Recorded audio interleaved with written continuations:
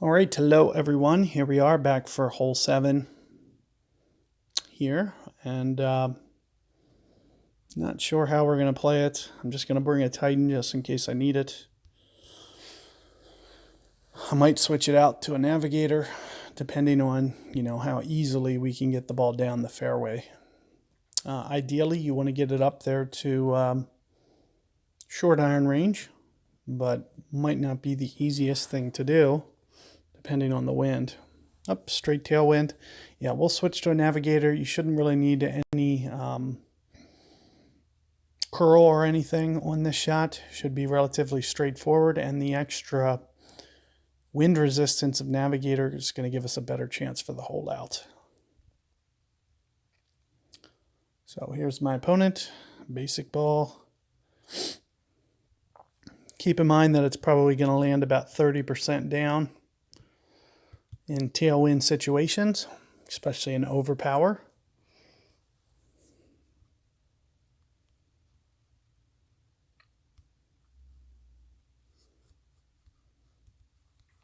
So 5.9 wind, that's going to be relatively as small as I can get. I'm going to make sure that, I'm covered 4 rings, even more than 4 rings. And I'm going to make sure that I'm not overpowering whatsoever. So there you can see it lands very aggressively. Wow, that's actually a little bit closer than I probably should have played it. Had I hit a great ball, I might have caught the rough, but you can see that we can get it down here reasonably far and give ourselves a good chance to be able to hole out hole number 7 here from the fairway. So let me switch real quick, change my ball, change my club. And as I mentioned, the extra wind resistance that you're going to get on Navigator just makes this a little bit easy for you to be able to make it. So 6.5 towards max club a little bit. 3 rings or so.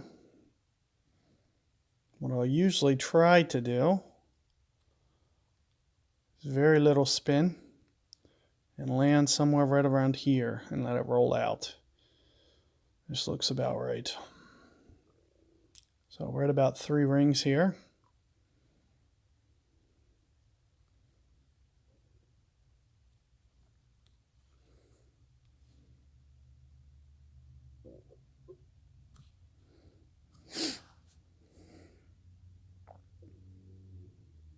It looks like it hit a downslope and completely took off. But you'll see that, at the very least, give yourself a chance.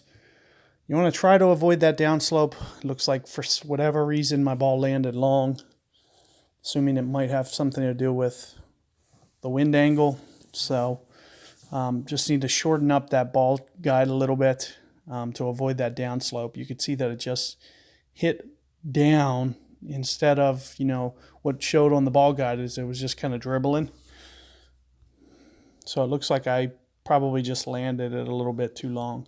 But you can see, even from back here, we could easily, hold this one out here if we wanted to. Play it inside the cup, no real wind or anything like that, like right in here. I'm just going to go ahead and forfeit out, make sure I get outside of the range. But at the very least, at least you have, a very good idea how to go about approaching this one, and hopefully, you can avoid that downslope and get that one to drop for you. So good luck, and see you guys on 8.